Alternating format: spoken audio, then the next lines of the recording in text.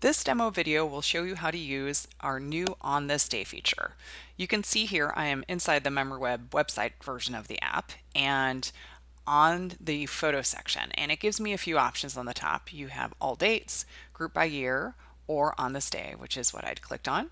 And it is February 22nd, and you can see here that there's only one photo for February 22nd over the years, so it's not a very exciting result for me. So what I'm going to show you is actually how to choose whatever day of the year you want to revisit your memories from across the years.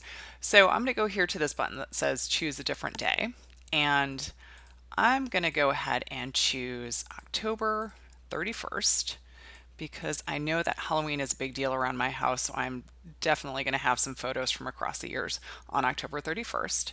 So once I've set my date, I am actually going to click this change date button, and now you can see here, yes, we definitely have a lot more photos for October 31st. And you can see here they are sorted in chronological order, and I have some more recent photos, and they could go through the years all the way down to some more historic photos, down to the 1950s in this case. So you can see this is a really fun way to be able to go back and set whatever day you want to revisit your memories from across the years. And we really hope you enjoy using this new feature.